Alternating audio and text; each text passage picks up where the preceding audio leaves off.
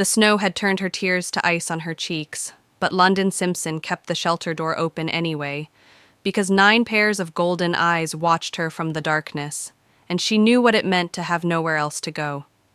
The rejection still burned like wolfsbane in Londyn's veins, 3 days old and fresh as the moment Marcus had spoken the words in front of the entire Silvermoon pack.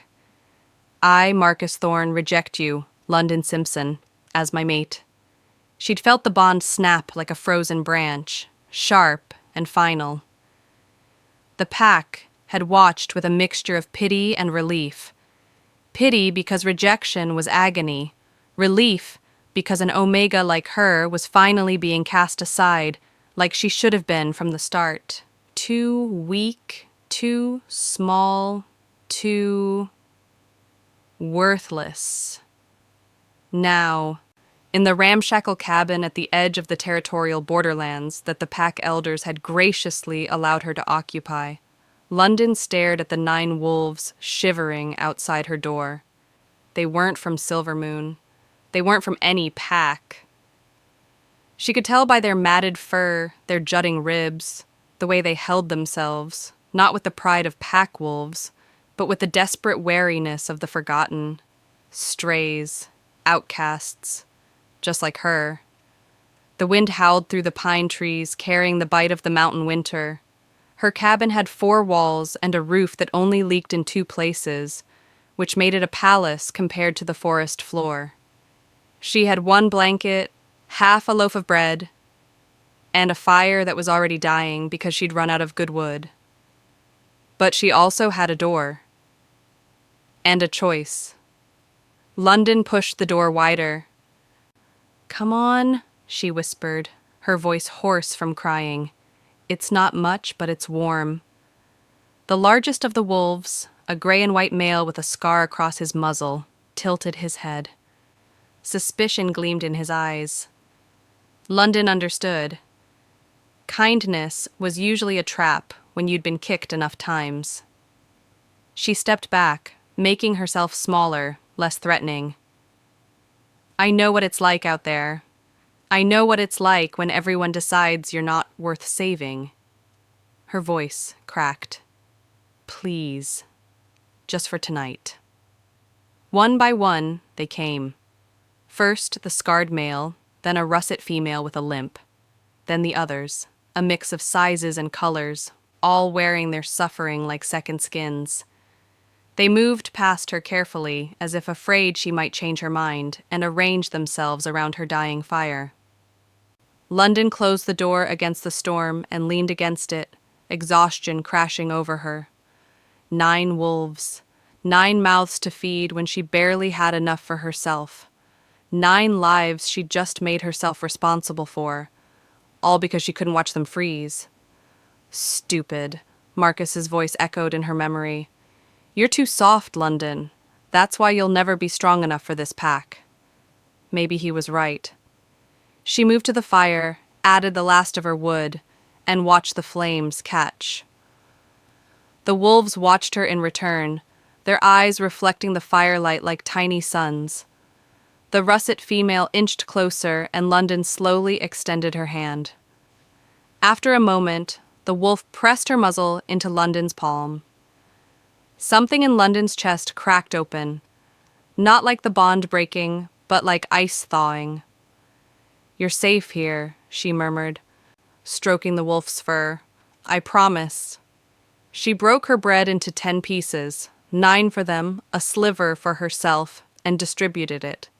They ate like they hadn't seen food in weeks, which they probably hadn't. Then she gave them her blanket, spreading it over the smaller wolves, while the larger ones formed a protective circle.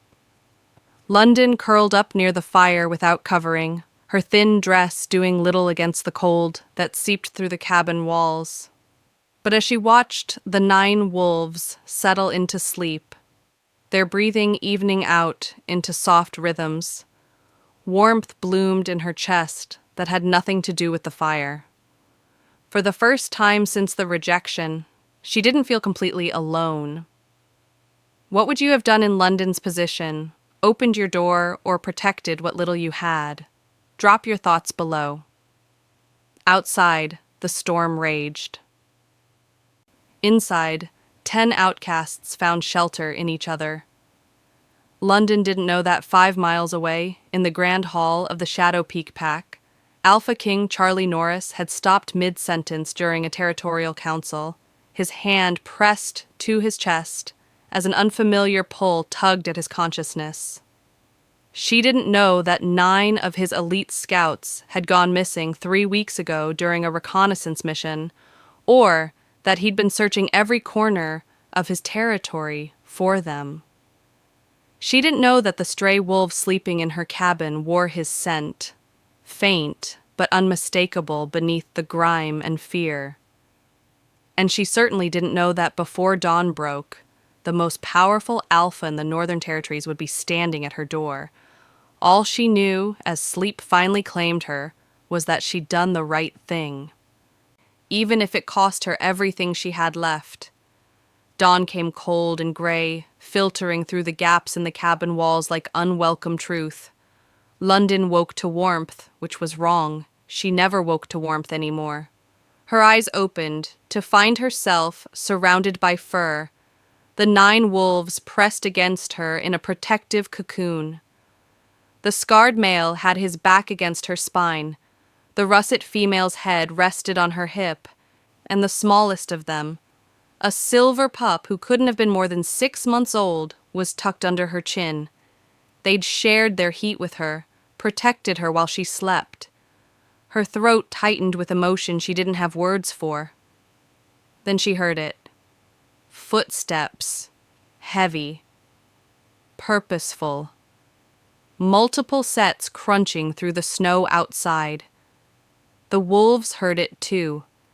As one, they surged to their feet, forming a wall between Londyn and the door. The scarred male's hackles rose, a low growl rumbling from his chest. But there was something strange in his posture, not just defense, but recognition, conflict.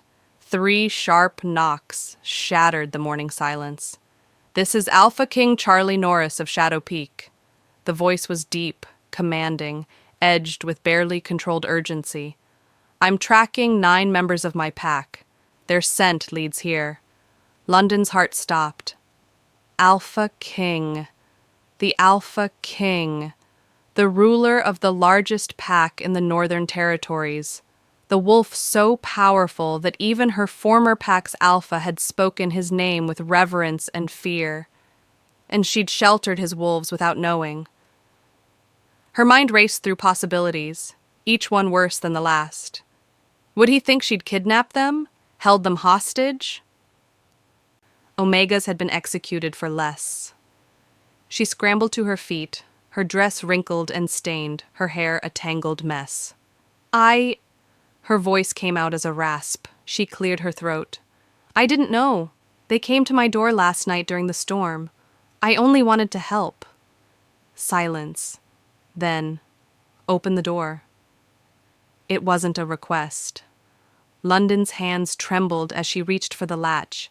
The 9 wolves pressed closer, the scarred male positioning himself directly in front of her, protecting her. Still protecting her, even from their own alpha. She pulled the door open. Charlie Norris stood on her threshold like a force of nature given form. He was tall, easily 6'4", with broad shoulders that blocked out the weak morning light. His hair was dark as midnight, pulled back from a face that could have been carved from stone.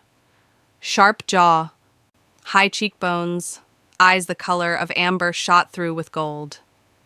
He wore black tactical gear that spoke of wealth and power, and behind him stood 4 other wolves in human form, all watching with predatory intensity. But it was his eyes that trapped her. They swept over her, taking in her thin frame, her worn dress, the hollow shadows beneath her eyes, before moving to the 9 wolves flanking her. Something flickered across his face. Relief, then confusion, then something else entirely. "Marcus," he said, his gaze locked on the scarred male. "Report." The wolf, Marcus apparently, though not her Marcus, shifted. The transformation rippled through him like water. And suddenly, a man stood there, naked and unashamed as shifters always were. He was younger than Charlie, maybe late 20s, with the same scar across his face in human form. Alpha. His voice was rough from disuse. We were ambushed during the reconnaissance mission. Rogues, at least 20. They had wolfsbane traps. We scattered, lost our ability to shift back for days. We've been trying to make it home, but... He glanced at Londyn, something like wonder in his eyes. We would have died in last night's storm. She saved us. She sheltered you? Charlie's eyes snapped back to Londyn. She gave us her food, Marcus continued, her blanket, her fire, and she... He paused as if the words were difficult. She had nothing, Alpha.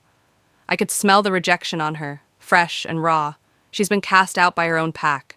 But when she saw us suffering, she opened her door anyway.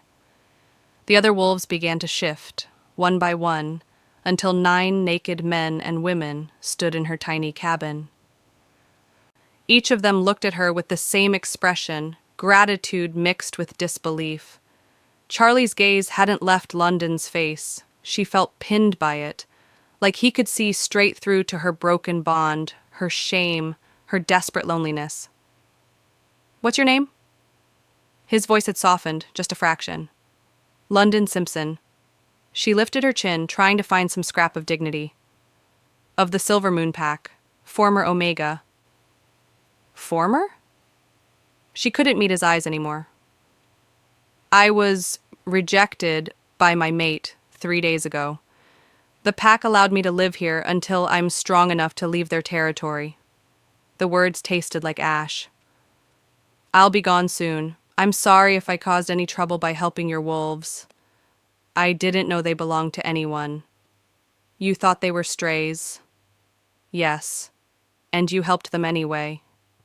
It wasn't a question, but she answered. Yes. Charlie was quiet for a long moment. When he spoke again, his voice carried a strange note she couldn't identify. What did you give them exactly? Everything I had. She said it simply because it was true. Marcus stepped forward. Alpha. She didn't just shelter us. When Bennett, he gestured to a younger male with a leg wound. When his injury reopened, she tore strips from her own dress to bind it. She stayed awake all night keeping the fire going. She sang to Luna, the russet female. When the wolfsbane pain got bad, his voice grew fierce. She treated us like pack when her own pack threw her away. The cabin felt too small suddenly, charged with an energy that made Londyn's skin prickle. Charlie took a step inside, and another, until he stood directly in front of her. He was so close, she could feel the heat radiating from him, could smell pine and winter storm and something wild that called to the broken wolf inside her. Do you know what you've done? He asked quietly. Londyn's throat went dry. I'm sorry. These 9 wolves are my most elite scouts, my most trusted. I've been searching for them for 3 weeks. His hand rose and she flinched, but he only touched her chin, tilting her face up to meet his eyes. You saved them. You, a rejected Omega with nothing to her name. Saved the 9 wolves I would have burned this entire territory to find. What do you think an Alpha King should do when he finds someone who's shown extraordinary compassion? Let me know in the comments. His thumb brushed across her jaw and Londyn forgot how to breathe. The law of the pack is ancient, Charlie continued, his voice dropping to something that resonated in her bones. A life debt is sacred, but 9 life debts? His eyes blazed with gold light. That's something else entirely. I don't want payment, Londyn whispered. I just wanted them to survive. I know. And the way he said it, like her words confirmed something he'd been searching for, made her heart stutter. That's exactly why you're coming with me. What? Charlie stepped back, his hand falling away, and addressed his scouts. Get dressed. We're returning to Shadow Peak. Then his eyes found London's again, and the intensity in them nearly dropped her to her knees. All of us. I can't. I don't. London's thoughts scattered. Your pack won't want an Omega, especially not a rejected one. My pack will want who I tell them to want. The authority in his voice was absolute. And I'm not giving you a choice, Londyn Simpson. You saved my wolves, and now you're under my protection. Gather whatever you want to bring. We leave in 10 minutes. He turned toward the door, then paused, looking back over his shoulder. The morning light caught his profile, turning him into something mythic. Oh, and Londyn, that rejection you're carrying? His smile was slow and devastating. Consider it the best thing that ever happened to you. Because if you were still bound to another wolf, I couldn't do what I'm about to do. Which is? His eyes flashed gold, bright as the sun breaking through winter clouds. Claim you as mine. Londyn sat in the back of the Alpha King's vehicle, a massive, black SUV that probably cost more than her entire former pack's yearly income, and tried to remember how to breathe normally. Claim you as mine. The words echoed in her head like a bell she couldn't unring. Charlie Norris sat in the driver's seat, his hands steady on the wheel, his profile carved from confidence and certainty. His scouts filled 2 other vehicles behind them, and Londyn was acutely aware that she was surrounded by the most powerful wolves in the Northern Territories. And she was still wearing a dress with strips torn from the hem. You're thinking very loudly back there, Charlie said without looking at her. Londyn's fingers twisted in her lap. I don't understand what's happening. What part? All of it. She watched the forest blur past the window. Why would you want a rejected Omega? I'm weak. Stop. The command in his voice made her jaw snap shut. Charlie's eyes found hers in the rearview mirror, gold bleeding into the amber. The wolf who rejected you was a fool, and every moment you believe his words, you give him power he doesn't deserve. You don't know me. I know enough. He took a turn smoothly, the vehicle handling the mountain road like it was nothing. I know you had nothing and gave everything. I know you saw suffering and didn't look away. I know 9 of the strongest wolves I've ever trained feel a loyalty to you after one night that some pack members don't earn in years. His gaze intensified in the mirror. That tells me everything I need to know about your character. Londyn's chest ached. Character doesn't make me strong. I can't fight. I can barely shift. My wolf is... Your wolf is scared, Charlie interrupted. There's a difference between weak and wounded, Londyn. You've been told your entire life that you're not enough. But what if everyone who told you that was wrong? The question hung in the air between them like smoke. What do you mean when you say you'll claim me? Londyn asked quietly. You don't even know if I'm your mate. Something flickered across Charlie's face, an expression too quick to catch. We'll discuss that when we arrive. For now, just trust that you're safe. Trust. The word felt foreign on her tongue. She'd trusted Marcus, and he'd shattered her. She'd trusted her pack, and they'd discarded her. But something about Charlie's certainty made her want to believe him, even though her instincts screamed that alphas like him didn't choose omegas like her. They drove for 2 hours, climbing higher into the mountains. The forest grew denser, the trees older, and Londyn could feel the change in the air, the weight of ancient pack magic, territorial boundaries that thrummed with power. This was Shadow Peak territory, the strongest pack in the north. Finally, they crested a ridge, and Londyn's breath caught. The Shadow Peak compound sprawled across a valley like a small city. Modern buildings blended seamlessly with the natural landscape. stone and wood and glass that reflected the morning sun. She could see wolves moving between structures, some on 2 legs, some on 4. In the center rose a massive lodge, 3 stories of architectural beauty that served as the pack house. It was magnificent and terrifying. "Welcome home," Charlie said softly. The vehicles rolled to a stop in front of the main lodge, and immediately wolves began gathering. Word had clearly spread. Their Alpha King had returned with his missing scouts. Londyn watched through the window as pack members embraced the 9 wolves she'd sheltered, relief and joy obvious in every gesture. No one was looking at her yet, but they would. Charlie opened her door himself, extending his hand. "Ready?"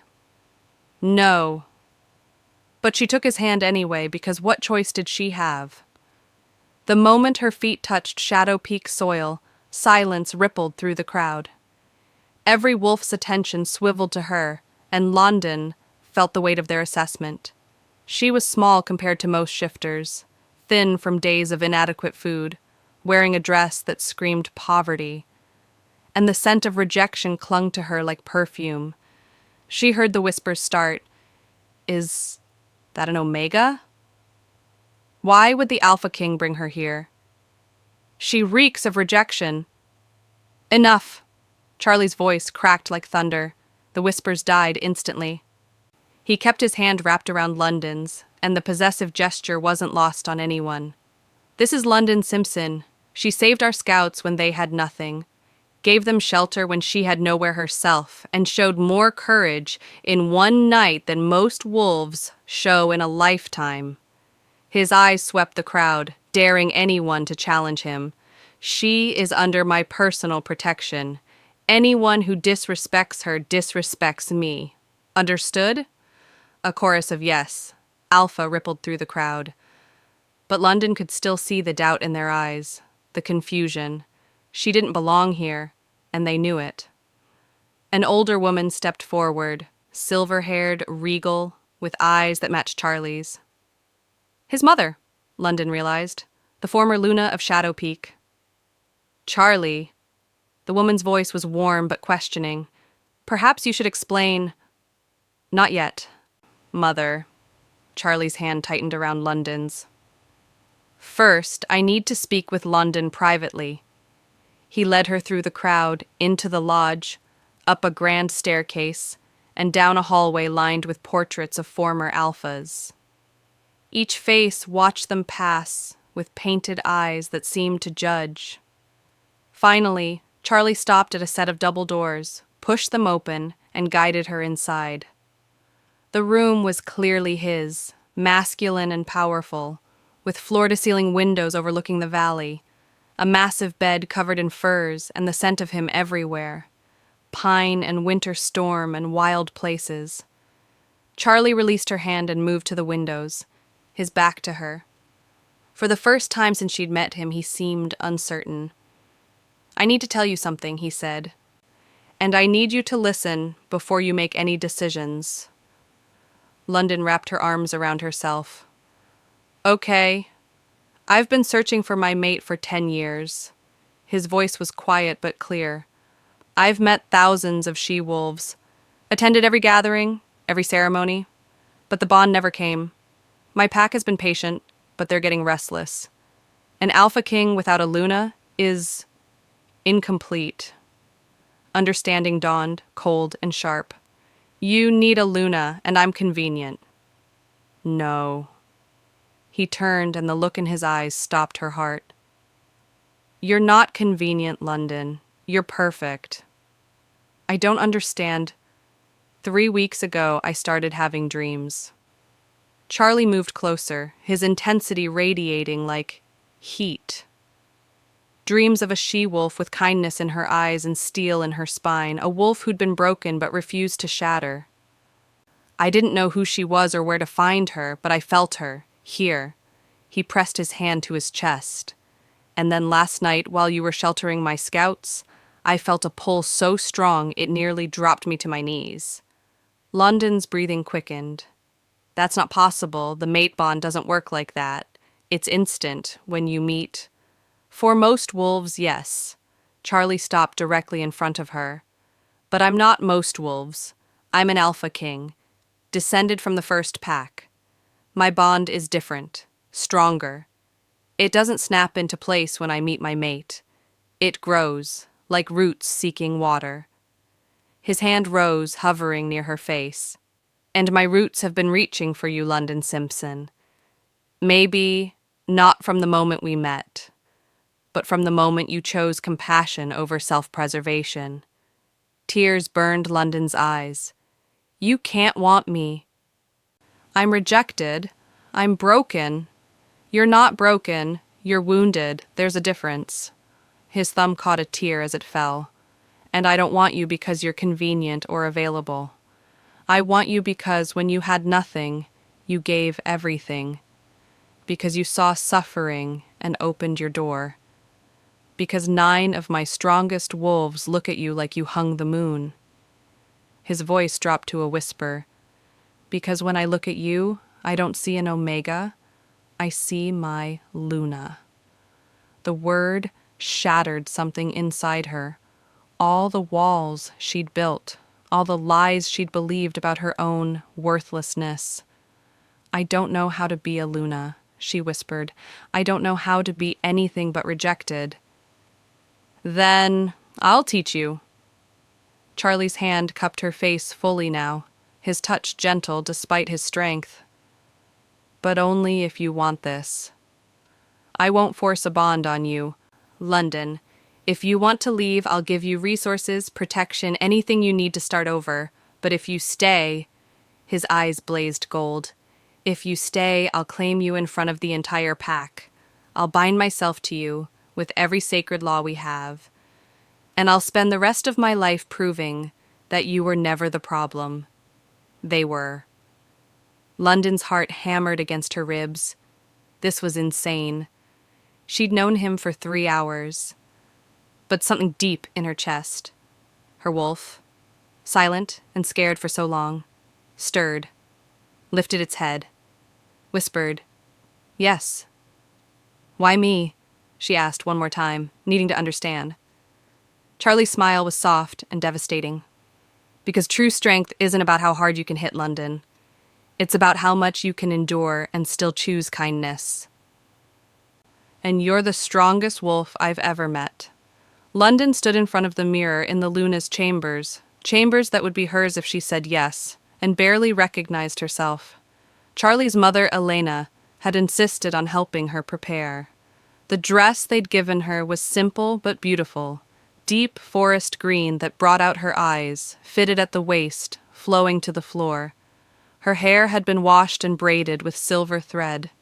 She looked almost, worthy. Almost. "You're afraid," Elena said gently, adjusting the dress. "Terrified," Londyn admitted. "Good. Fear means you understand the weight of this." Elena's hand stilled on her shoulders. "My son doesn't make rash decisions. If he's chosen you, there's a reason. But what if I fail? What if I can't be what the pack needs?" Elena turned her to face the mirror, standing behind her. "Look at yourself, child. Really look. What do you see?" Londyn stared at her reflection, the girl who'd been called worthless, weak, unwanted, but beneath that, she saw something else. A girl who'd survived rejection.